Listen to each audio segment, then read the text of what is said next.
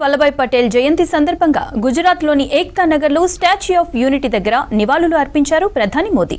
రాష్ట్రీయ ఏక్తా దివస్ సందర్భంగా నర్మదా నదిపై ఉన్న స్టాచ్యూ ఆఫ్ యూనిటీ విగ్రహం దగ్గర పుష్పాంజలి ఘటించారు మోదీ.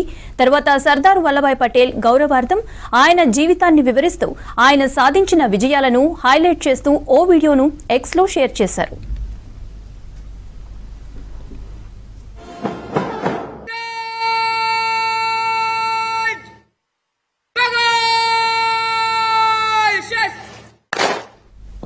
సర్దార్ వల్లభాయ్ పటేల్ 150వ జయంతి సందర్భంగా భారతదేశం ఆయనకు నివాళులు అర్పిస్తోందన్నారు మోదీ. భారతదేశ ఏకీకరణకు ఆయన వెన్నుదన్నుగా నిలిచారన్నారు. దేశం ఆవిర్భావ దశలో భారత భవిష్యత్తును రూపుదిద్దిందన్నారు.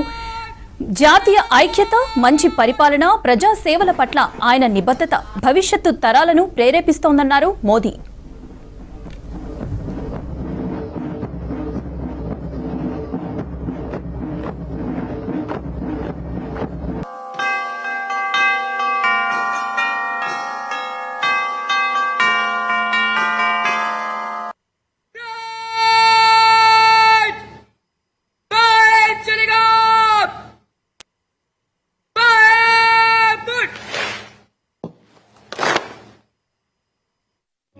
एक बहुत विशेष अवसर है। सरदार पटेल आधुनिक काल में राष्ट्र की सबसे महान विभूतियों में से एक रहे हैं। हासिल थी।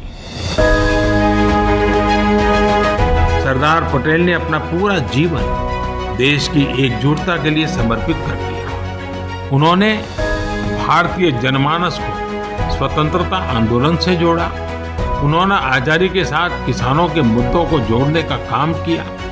उन्होंने राज्य रजवाड़ों को हमारे राष्ट्र के साथ एक करने का काम किया। ये विविधता में एकता के मंत्र को हर भारतीय के मन में जगा रहे।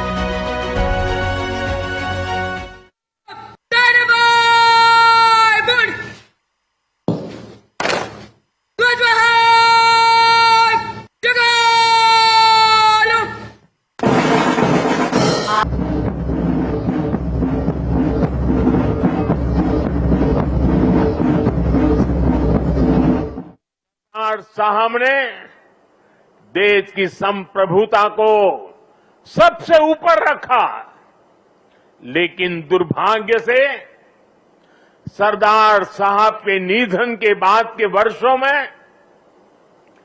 देश की संप्रभुता को लेकर तब की सरकारों में उतनी गंभीरता नहीं रही।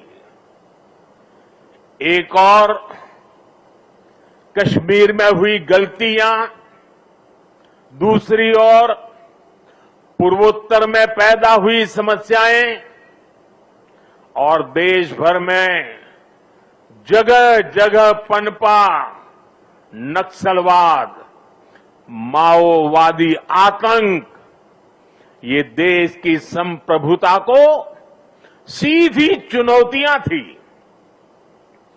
लेकिन उस दौर की सरकारों ने सरदार साहब की नीतियों पर चलने की जगह रीढ़ विहीन रवैये को चुना। इसका परिणाम देश ने हिंसा और रक्तपात के रूप में झेला। साथियों, आज की युवा पीढ़ी में बहुत से लोगों को पता नहीं होगा, सरदार साहब चाहते थे जैसे उन्होंने बाकी रियासतों का विलय किया, वैसे ही पूरे कश्मीर का विलय हो। लेकिन नेहरू जी ने उनकी वो इच्छा पूरी नहीं होने दी। कश्मीर को अलग संविधान और अलग निशान से बांट दिया गया। साथियों, कश्मीर पर कांग्रेस ने जो गलती की थी, उसकी आग में देश दशकों तक जलता रहा। कांग्रेस की लचर नीतियों के कारण कश्मीर का एक हिस्सा पाकिस्तान के अवैध कब्जे में चला गया। पाकिस्तान ने आतंकवाद को हवा दी। State sponsored terrorism. साथियों, कश्मीर और देश को